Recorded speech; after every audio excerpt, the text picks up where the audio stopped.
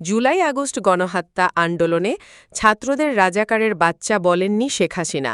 এটি অপব্যাখ্যা করা হয়েছে বলে মন্তব্য করেছেন রাষ্ট্রনিযুক্ত আইনজীবী মোহাম্মদ আমিল হোসেন। সোমবার ৭ জুলাই আন্তর্জাতিক অপরাধ ট্রাইব্যুনালে অভিযোগ গঠনের শুনানিতে তিনি এ মন্তব্য করেন।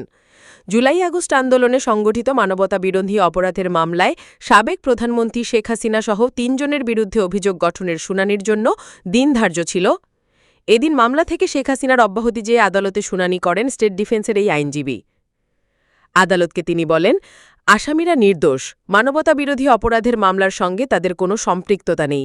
এছাড়া এ মামলায় সব ধরনের বক্তব্য আনতে ব্যর্থ হয়েছে প্রসিকিউশন। অতএব আসামিরা অব্যাহতি পাওয়ার হক রয়েছে। প্রসিকিউশনের পক্ষে ছিলেন চিফ প্রসিকিউটর মোহাম্মদ তাজুল ইসলাম ও প্রসিকিউটর গাজী এমএইচ তামিম। শুনানি শেষে এ বিষয়ে আদেশের জন্য আগামী ১০ জুলাই দিন ধার্য করেন ট্রাইব্যুনাল।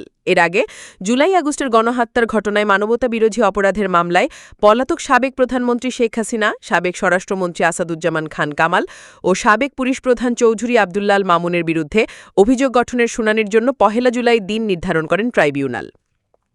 আন্তর্জাতিক অপরাধ ট্রাইব্যুনালের চেয়ারম্যান বিচারপতি মোহাম্মদ গোলাম মর্তুজা মজুমদারের নেতৃত্বে ৩ সদস্যের ট্রাইব্যুনাল এ আদেশ দেন।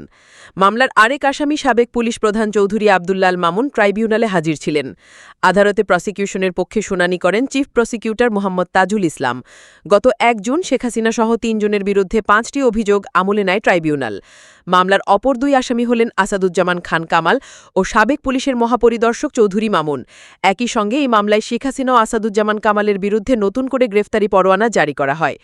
সেদিন আদালতে শেখ হাসিনা সহ ৩ আসামির বিরুদ্ধে অভিযোগ পড়ে শোনান chief prosecutor Mohammad Tajul Islam, prosecutor Abdus Sobhan Tarafdar ও মিজানুল ইসলাম, যা সব গণমাধ্যমে সম্প্রচার করা যায়। এর আগে মানবতাবিরোধী অপরাধের মামলায় সাবেক প্রধানমন্ত্রী শেখ হাসিনাকে প্রধান অভিযুক্ত করে আন্তর্জাতিক অপরাধ ট্রাইব্যুনালে অভিযোগ দাখিল করা হয়। গত ১২ মে জুলাই আগস্টের গণহত্যার ঘটনায় শেখ হাসিনার বিরুদ্ধে তদন্ত প্রতিবেদন দাখিল করেন তদন্ত সংস্থার কর্মীরা।